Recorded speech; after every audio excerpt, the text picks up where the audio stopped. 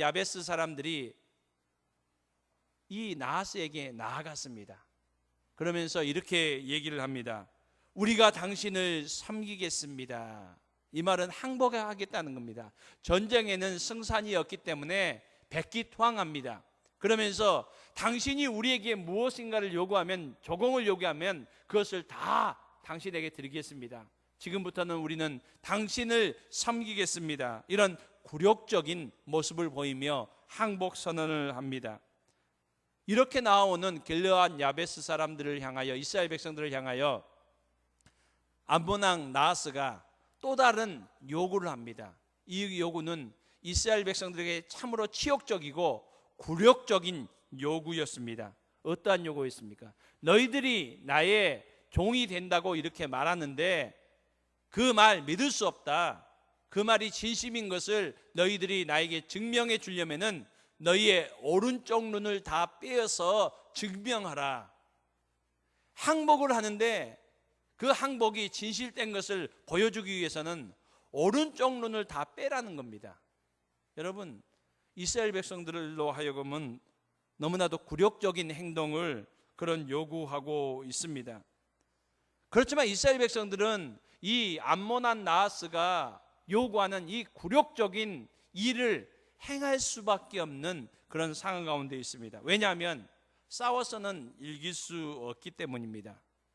완전히 전멸당하는 것보다는 그래도 목숨이라도 부지하기 위해서는 이 암몬 왕 나하스가 요구하는 이런 모욕적인 일을 해야 됩니다.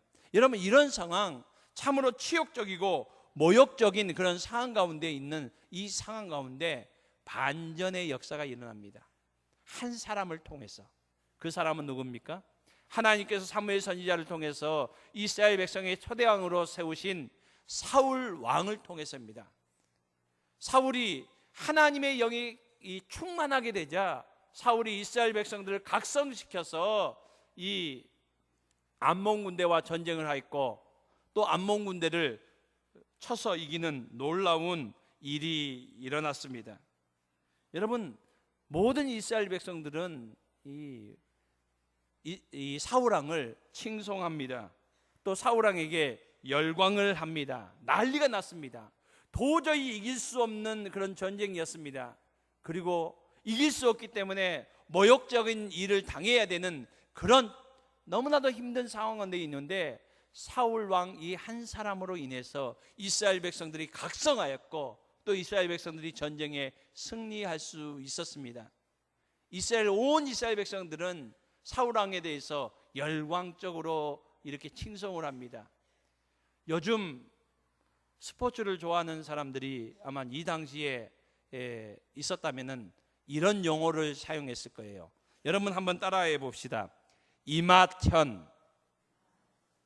뭔 말인지 잘 모르죠. 우리 청년들 알죠?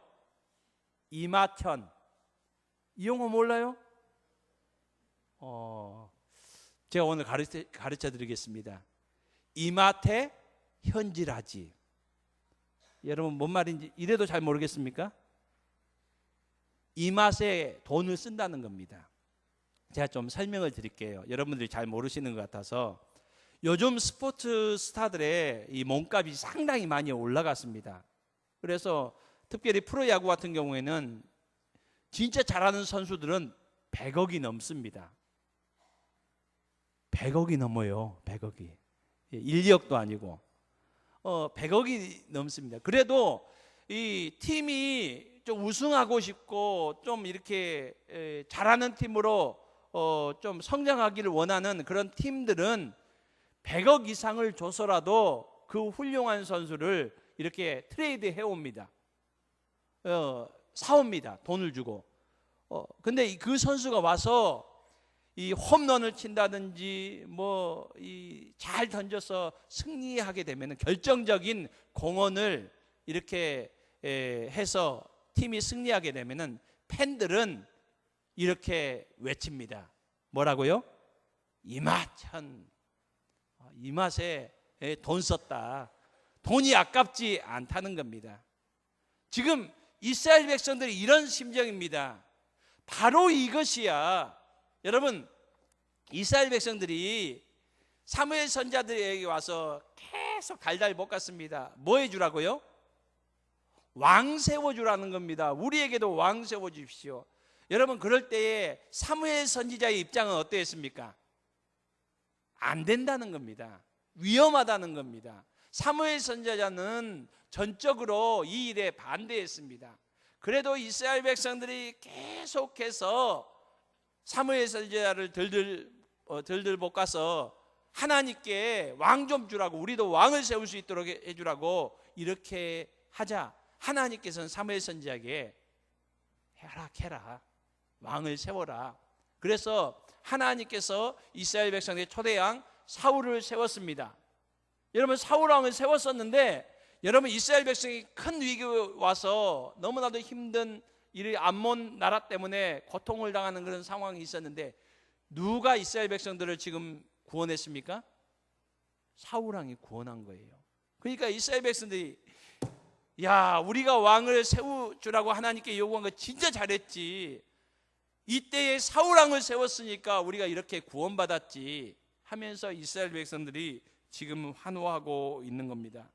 여러분, 우리가 읽지 않았지만은 11장 15절에 보면은 사울과 온 이스라엘 백성들은 크게 기뻐하였다라고 이렇게 기록하고 있습니다.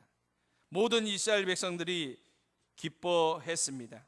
그렇지만은 모든 이스라엘 백성들이 기뻐하고 있는 이 상황 가운데 한 사람은 기뻐할 수 없었습니다. 그 사람이 누굽니까? 바로 사무엘 선지자입니다. 여러분, 지금 이스라엘 백성들이 큰 위기에서 구원을 받을 수 있었습니다. 전쟁에 승리했습니다. 이스라엘 백성들의 기쁨입니다. 즐거움입니다. 축하할 일입니다. 그래서 모든 이스라엘 백성들이 다 기뻐하고 있습니다. 그런데 왜 사무엘 선지자는 왜 기뻐하지 못하고 있습니까? 여러분, 무엇 때문에 그러고 있습니까? 그 이유를 오늘 12장에 나오는 사무엘 선지자의 마지막 연설 고별 설교를 통해서 우리는 그 이유에 대해서 알 수 있습니다. 여러분, 12장 전체가 이 사무엘 선지자의 고별 설교, 고별 연설인데, 저는 오늘 말씀을 통해서 두 가지를, 왜 사무엘 선지자가 함께 기뻐하지 못하고 또 이렇게 마지막 고별 연설을 하고 있는지를 두 가지를 통해서 우리는 살펴보기를 원합니다. 먼저 우리 함께 읽기를 원하는 구절이 있습니다. 읽지는 않았는데 12장 3절 말씀을 여러분들이 한 목소리로 한번 읽어주셨으면 감사하겠습니다. 긴 말씀이지만은 12장 3절 말씀 우리 읽어주시면 감사하겠습니다. 시작.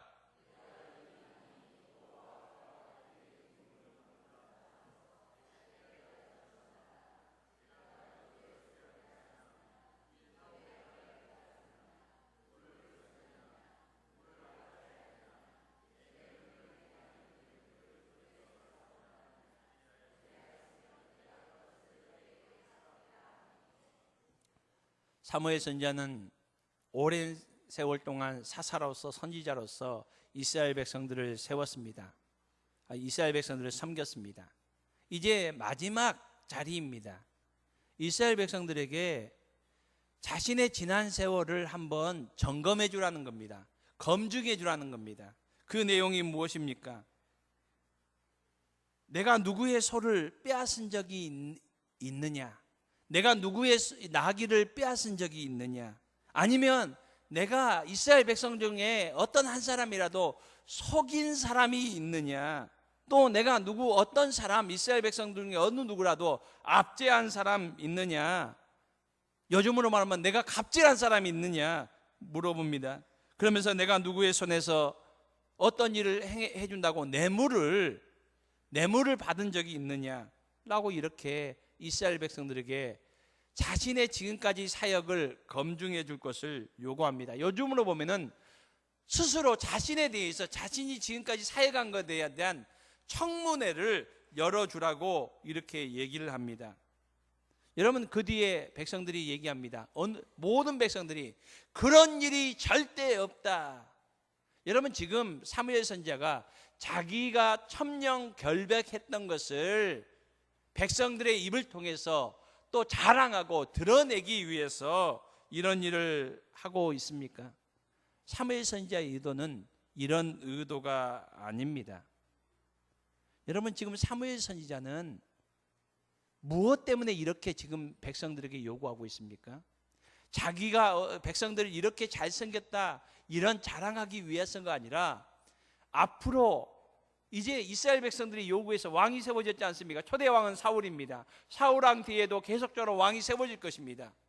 앞으로 왕이 세워지는데 이 왕은 백성들을 섬기는 자이지 백성들에게 굴림을 하거나 섬김을 받는 자리에 서서는 안 된다는 것을 역설적으로 말해주기 위함입니다. 자신이 이스라엘 백성들 이렇게 잘생겼다라는 것을 드러내기 위함이 아니라 내가 하나님 앞에서 하나님의 백성들을 위해서 굴림하거나 백성들을 내가 부려먹은 그런 사람이 아니라 이 백성들을 하나님의 세움받은 자로서 내가 지금까지 섬겼습니다. 철저히 섬겼습니다. 그것이 여러분들이 보았고 여러분들이 증이지 않습니까? 앞으로 왕이 세워지는데 초대 왕 사울이 세워졌는데 사울 왕이 이런 길을 걸어가야 되고 모든 왕들이 이런 길을 걸어가야 됩니다. 라고 이렇게 호소하고 있는 내용이 바로 이 사무엘 선지자의 지금 연설인 겁니다. 여러분, 만왕의 왕이신 예수님께서는 이 땅에 오셔서 어떤 모습을 보여주셨습니까? 마태복음 20장 28절 말씀에서 이렇게 말씀하셨습니다. 인자가 온 것은 섬김을 받으려 함이 아니요 도리어 섬기려 하고 자기의 목숨을 많은 사람의 대속물로 주려 함이다. 여러분, 우리 주님은 이 땅에 오셔서 자기의 생명까지 모든 사람을 위하여 주시며 섬기셨습니다. 이것이 바로 하나님의 백성의 왕이 세움받은 자가 걸어가야 할 길임을 지금 사무엘 선지자가 지금 이스라엘 백성들에게 호소하고 있는 겁니다. 지금 처음으로 세워진 사울 왕에게 왕이여, 왕의 길은 굴림하거나 섬김받는 자리가 아니라 섬기는 자리입니다. 부디 이 섬김의 자리로 걸어가시기 바랍니다. 이것을 지금 호소하고 있는 내용입니다. 사랑하는 성도님 여러분, 저와 여러분이 섬김을 받는 자리에 서지 않고 섬기는 자리에 서는 하나님의 백성들이 다 될 수 있기를 주님의 이름으로 축복합니다. 여러분, 마태복음 25장에는 우리가 잘 아는 달란트 비유가 나옵니다. 달란트 비유를 오늘 이 섬김이라는 단어에 우리 적용을 한다면은 우리가 어떻게 적용할 수 있겠습니까? 달란트 비유에는 우리가 잘 알듯이 5달란트, 2달란트, 1달란트 각각 다른 달란트를 받은 사람이 나옵니다. 이것은 무엇을 말해줍니까? 달란트의 차이를 말해줍니까? 아닙니다. 모든 사람이 다 달란트를 받았다는 겁니다. 5달란트 많이 받은 사람이 있고 2달란트, 1달란트 각각 다르게 받은 사람이 있다는 겁니다. 여러분, 이것을 섬김에 적용하면 어떻게 됩니까? 우리 모두는 섬기기 위해서 하나님의 부르심을 받았다는 겁니다. 어떤 사람은 위치에서 많이 섬겨야 될 사람이 있고 또 그와 다르게 조금 다른 방향에서 섬길 사람이 있지만은 섬기지 않아도 되는 사람은 아무도 없다는 겁니다. 여러분, 오늘 교회에 오시면서 어떤 마음을 가지고 오셨습니까? 여러분, 오늘 교회에 오면서 나는 오늘 교회에 가서 내가 받은 사랑, 주님께 받은 은혜를 다른 사람에게 주고 나누어 주고 섬겨야지. 여러분, 섬기는 마음을 가지고 결단하며 나오신 분들이 혹시 있으십니까? 여러분, 교회 공동체는 어떤 공동체입니까? 여러분, 서로 섬기는 공동체입니다. 여러분, 조금씩 틀릴 수도 있어요. 저는 목사이고요, 여러분들은 찬양대이고요, 어떤 분은 장로님이시고 어떤 분은 권사님이고 어떤 분들은 집사님이시고 어떤 분은 평신도입니다. 모습들은 다 다를 수 있습니다.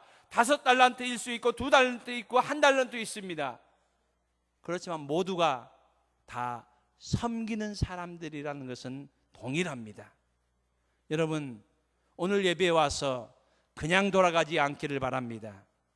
무엇인가 옆에 있는 사람들을 섬기는 저와 여러분이 될 수 있기를 바랍니다.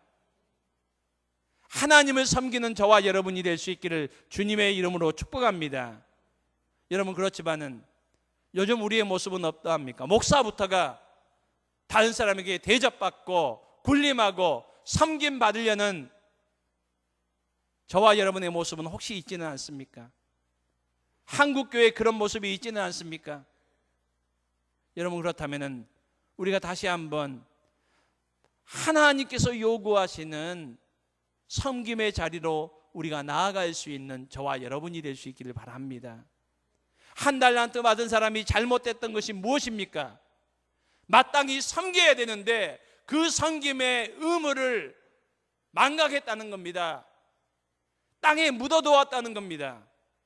여러분, 저와 여러분은 하나님께서 섬기라고 부르셨습니다. 그렇다면 우리의 가정에서 아내는 남편을 섬기고, 남편은 아내를 섬기고, 부모는 자녀를 섬기고, 자녀는 부모를 섬기고, 우리가 선 자리에서 서로를 섬기는 저와 여러분이 될 수 있기를 바랍니다. 우리의 삶의 영역에서도 마찬가지입니다. 우리가 섬김 받으려고 하는 자리가 아니라 섬기는 자리로 나아가는 저와 여러분이 될 수 있기를 바랍니다. 바로 사무엘 선지자가 이것을 호소하고 있습니다. 우리 모두가 하나님의 백성으로서 하나님께서 우리를 부르신 곳에서 나보다 남을 더 낮게 여기며 우리가 더 섬기는 자리로 나아갈 수 있는, 하나님께서 우리에게 주신 섬김의 달란트를 땅에 묻어놓고 방치해 놓고 살아가는 저와 여러분이 되지 않기를 주님의 이름으로 축복합니다. 교회에 나올 때마다 우리가 맡은 직분에 따라서 더 섬기기 위해서 더 열심히 수고하고 애쓰는 우리 월급계의 모든 성도님들이 다 될 수 있기를 주님의 이름으로 축복합니다. 두 번째, 사무엘 선지자는 그의 연설을 통해서 무엇을 말씀해주고 있습니까?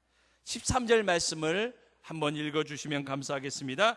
우리 12장 13절 말씀입니다. 13절 말씀 읽습니다. 시작.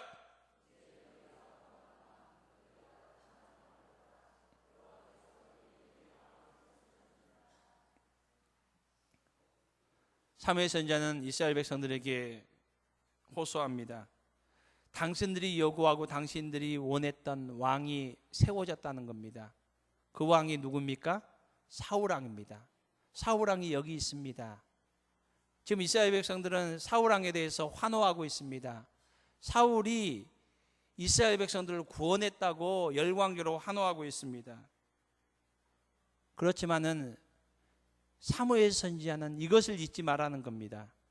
사울을 세우신 분이 하나님이시라는 겁니다.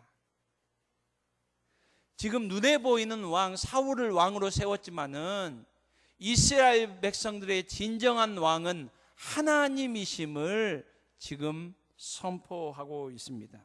여러분, 사울이 이스라엘 백성들을 지금 구원했지만은 오늘 11장 말씀에서 보면은 사울이 어떻게 그 일을 할 수 있었습니까? 성경은 분명히 이렇게 기록하고 있습니다. 하나님의 영이 크게 사울에게 임하였다. 다른 말로 하면 무슨 내용입니까? 하나님께서 사울을 통해서 행하셨다는 겁니다. 앞으로 이제 왕들이, 사울부터 시작해서 왕들이 세워집니다. 이 왕들의 다스림을 받게 됩니다. 그렇지만은 이스라엘 백성들의 진정한 왕은 하나님이시고 이스라엘 백성들은 하나님의 통치와 다스림을 받아야 되는 백성임을 사무엘 선지자는 지금 호소하고 있습니다. 여러분, 지금 이 사무엘의 연설, 이 사무엘의 설교는 12장 1절 말씀에서 25절까지 길게 나와 있습니다. 여기에 보면은 반복적이고 계속적으로 나오는 단어가 있습니다. 그 단어가 33번 이상 나옵니다. 여러분이 집에 가서 오늘 한번 읽어보시기 바랍니다. 우리 한글 성경에는 명확하게 나와 있지 않는 부분들도 있지만은 우리 한글 성경만 보아도 이 반복적으로 계속해서 나오는 단어가 있습니다. 여러분 이 단어는 한번 따라했으면 좋겠습니다. 하나님께서. 사무엘 선지자는 반복적으로 그리고 의도적으로 주어를 하나님께서 하셨다, 하나님께서 하셨다, 하나님께서 하셨다라는 것을 반복적으로 33번 이상 반복하고 있습니다. 여러분 이 사무엘의 연설 설교를 보면은 수백 년 전의 역사를 이렇게 언급하고 있습니다. 하나님께서 모세를 보내셔서 애굽 땅에서 구원하신 그 일들을, 그 역사들을 이렇게 말합니다. 특별히 홍해 바다를 하나님께서 가르신 것, 이러면서 하나님께서 이 일도 하셨다는 겁니다. 계속적으로 하나님께서 하셨다는 겁니다. 이 말은 다른 말로 하면은 하나님이 이스라엘 백성들의 왕이시라는 겁니다. 눈에 보이는 사울 왕에 열광하고 환호하는 것이 아니라 사울 왕을 세우시고 사울 왕 배후에서 일하시는 하나님을 바라볼 것을, 또 하나님을 섬길 것을 이스라엘 백성들에게 지금 호소하고 있는 내용입니다. 많은 내용들이 있지만은 특별히 11절 내용에 보면은 이 사무엘 선지자는 하나님께서 사사 시대에 이스라엘 백성들이 고통당하고 있을 때에 보내셔서 이스라엘 백성들을 구원했던 여러 사사들이 나오는데 12사사가 나오는데 그 사사들 가운데서 4명의 사사를 언급하고 있습니다. 저는 이 시간에 다 다루지는 못하고 2명의 사사를 한번 이 사사들을 통해서 무엇을 말씀하고 있는지를 살펴보기를 원합니다. 첫 번째 사사가, 제일 먼저 나오는 사사가, 한번 따라합시다. 여룹바알. 여러분 여룹바알이라는 사사가 누구를 말하고 있습니까?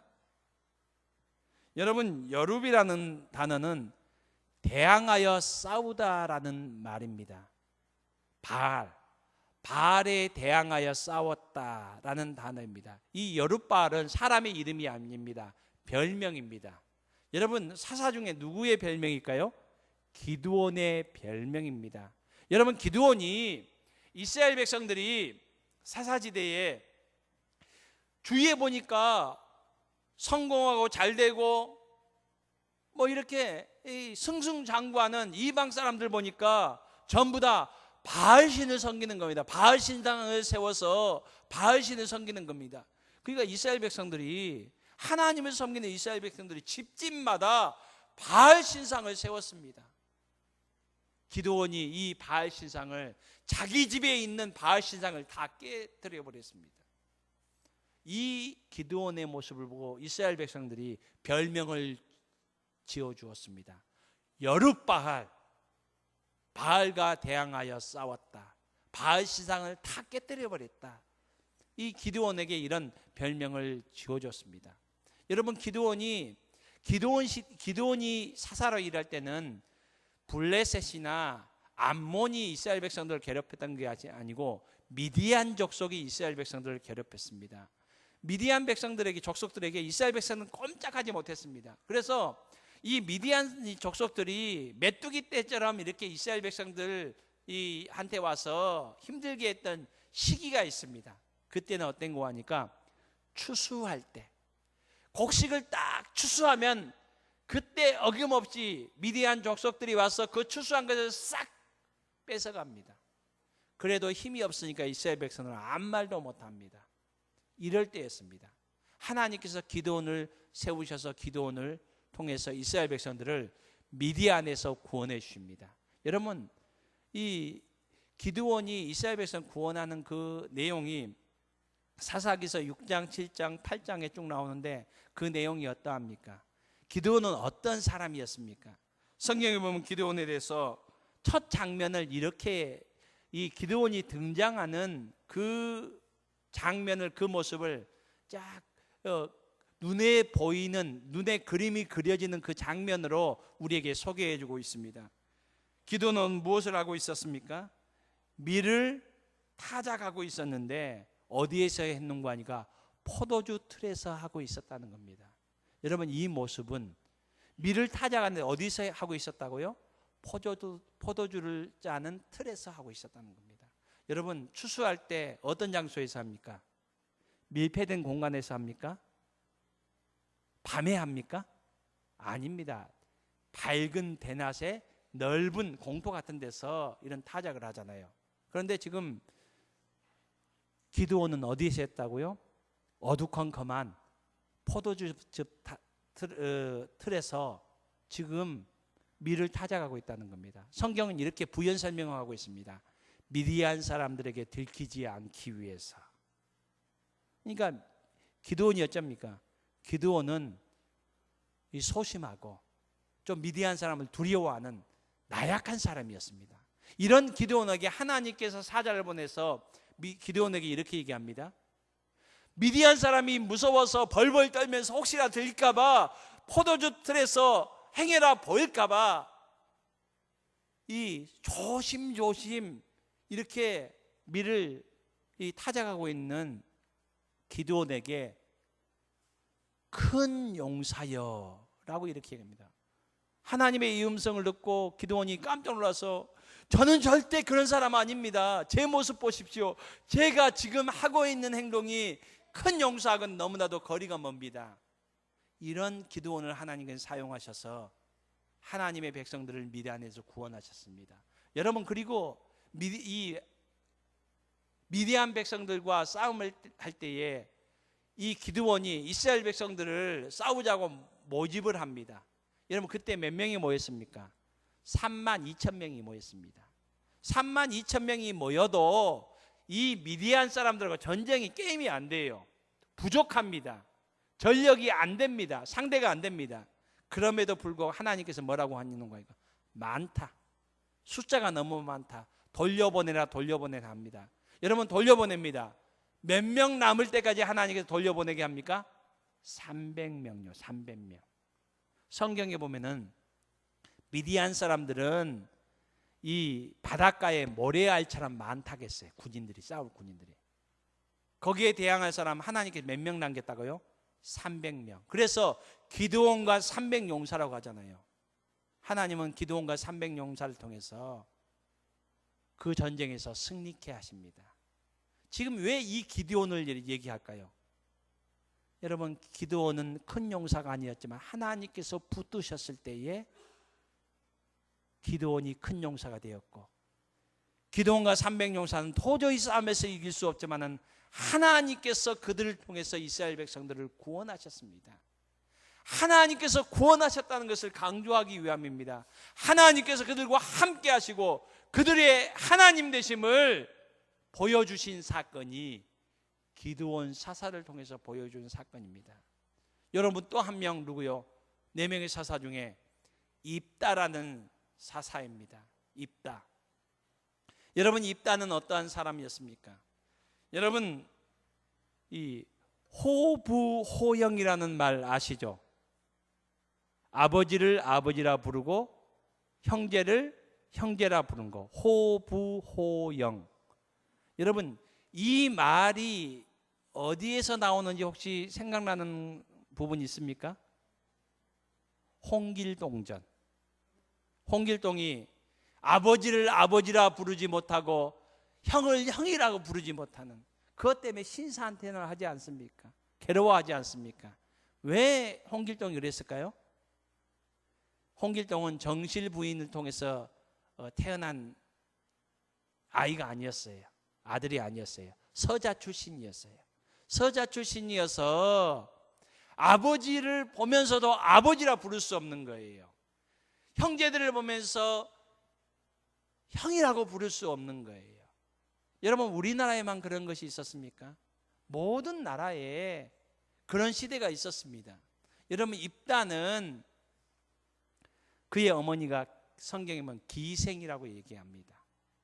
그러니까 그의 아버지가 길르앗인데 아버지를 아버지라 부를 수가 없었어요. 우리나라의 서자 출신이나 마찬가지예요. 그래서 성경에 보니까 정실 부인에게서 태어난 그의 형들이 이 입다를 미워해서 집에서 쫓아냈어요. 그래서 집에서 쫓겨났어요. 그런 사람이 입다였습니다. 그리고 입다 주위에 사람들이 이렇게 하나둘씩 모여들었는데 그 사람들을 성경은 입다 주위에 몰려든 사람, 참 너무나도 힘든 상황이 있잖아요. 좀 도움이 될 만한 사람들, 힘이 될 만한 사람들 오면 얼마나 좋아요. 근데 입다 주위에 몰려온 사람들이 누군가 하니까 하나둘 온 사람들이 성경은 한마디로 이렇게 표현해요. 잡류들이 왔다. 여러분, 이 시대, 우리가 살고 있는 시대에 얘기하면은 흙수저들이에요. 도움이 안 되는. 그냥 흙수저가 아니고요, 흙수저 중에 흙수저들이라는 거예요. 그러니까 이 입다를 통해서 무슨 일을 하겠어요? 입다와 함께 있는 사람들을 통해서 무슨 일을 하겠어요? 나라를 구원할 만한 무슨 어떤 그런 능력들이 그들에게 없잖아요. 그렇지만은 사사기에 보면은 이 입다를 통해서 하나님께서는 이스라엘 백성들을 구원해 주시는 것을 성경은 우리에게 말씀해 주고 있습니다. 여러분, 사무엘 선지자가 사사시대의 이 4명의 사사들을 언급하는 이유가 무엇입니까?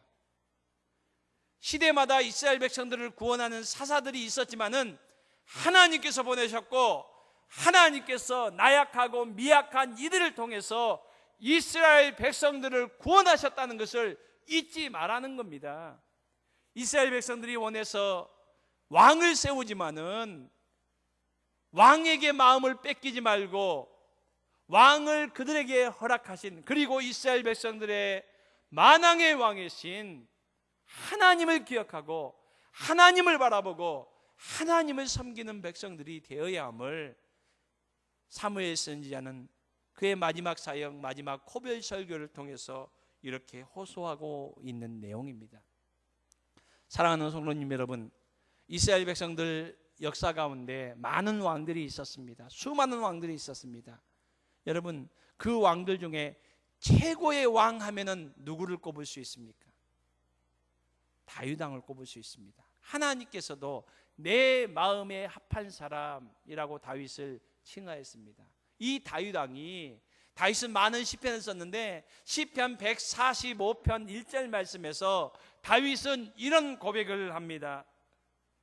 왕이신 나의 하나님이여, 내가 주를 높이고 영원히 주의 이름을 송축하겠습니다.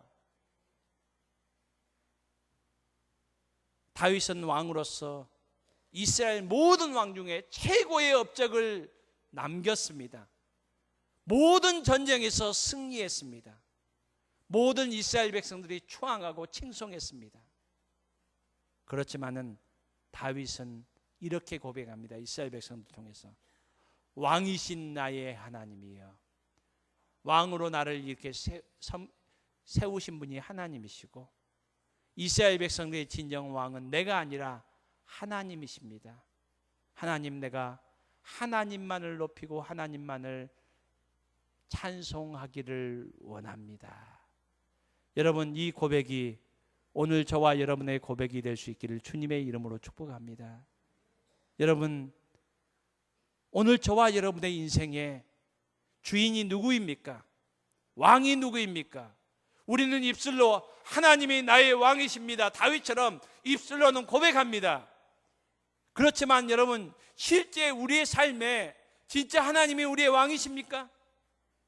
내가 결정하고 내가 무엇인가를 선택할 때 내 생각과 내가 원하는 것, 내가 바라는 것, 내 뜻대로 선택하고 내 뜻대로 우리가 행하고 있지는 않습니까? 그것은 더 이상 하나님이 우리의 왕이시고 우리의 주인이시지 않다는 겁니다. 사랑하는 성도님 여러분, 이번 한 주간 살면서 하나님이 나의 왕이신 것을 우리의 삶에서 증거할 수 있는 저와 여러분의 삶이 될 수 있기를 바랍니다. 가스펠송 가운데서, CCM 가운데서 이런 찬양의 가사가 있습니다. 내가 주인 삼은 모든 것 내려놓고 내 주 대신 주 앞에 나가, 내가 사랑했던 모든 것 내려놓고 주님만 사랑해. 여러분, 이 찬양의 가사 우리의 삶의 고백이 될 수 있기를 주님의 이름으로 축복합니다. 우리 함께 찬송가 435장을 찬송하겠습니다. 찬송가 435장입니다.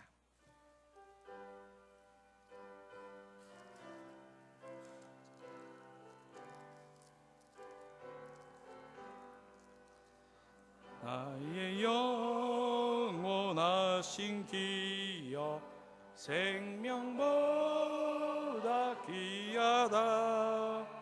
나의 갈 길 다가도록 나와 동행하소서. 주께로 가까이 주께로 가오니 갈 길 다가도록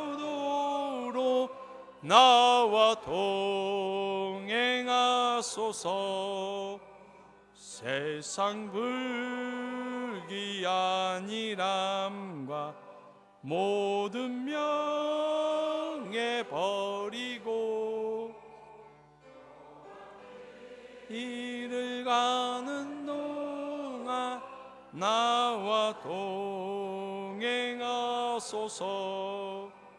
주께로 가까이 주께로 가오니 나의 갈 길 다가도록 나와 동행하소서.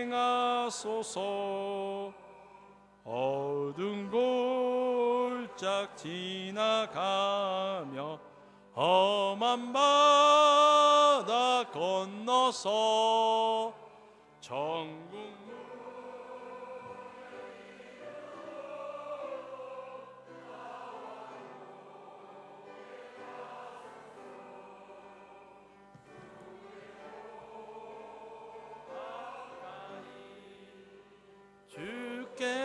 주께로 가오니 나의 갈 길 다가도록 나와 동행하소서.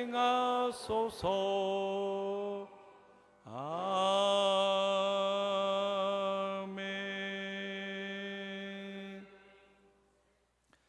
모든 것이 주께로 말미암아 싸우니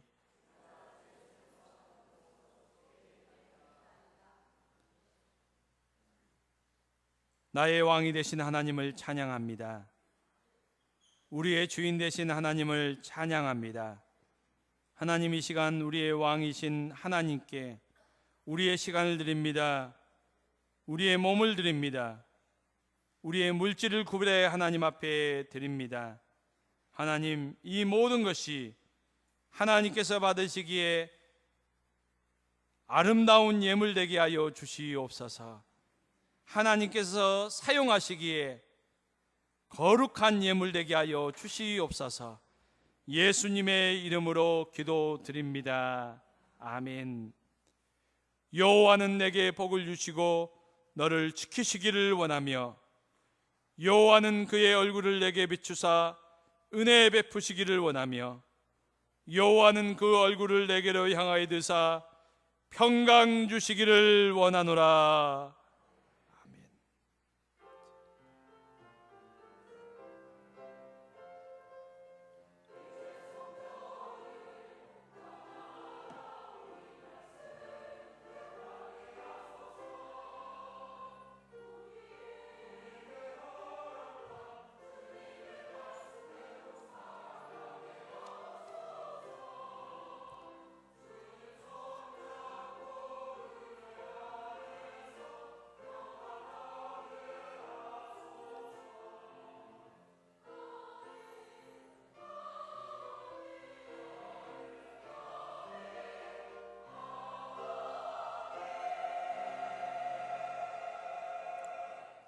예배를 마쳤습니다. 몇 가지 교회 소식을 전해드리겠습니다.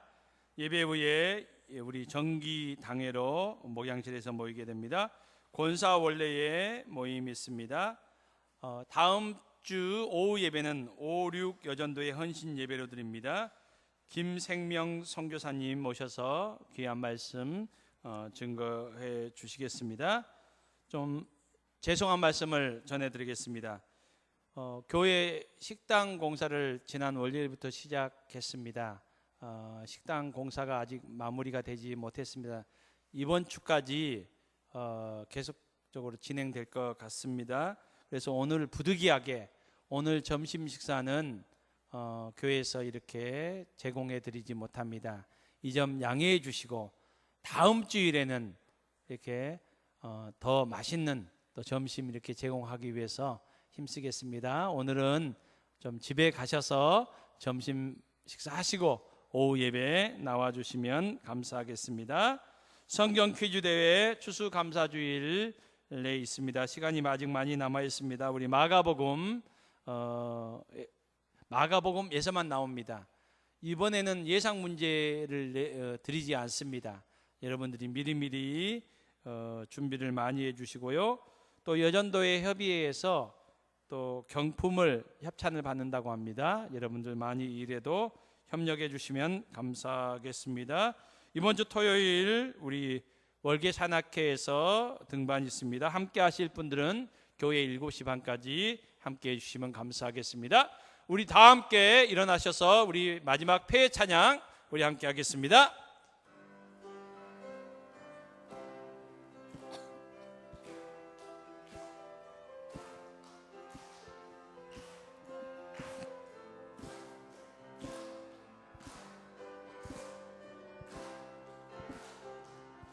비바람이 앞길 막아도 난 가리 주의 길을 가리 눈보라가 앞길 가려도 난 가리 주의 길을 가리 이 길은 영광의 길 이 길은 승리의 길 나를 구원하신 주님의 십자가 지고 가신 길 나는 가리라 주의 길을 가리라 주님 말 다시 따라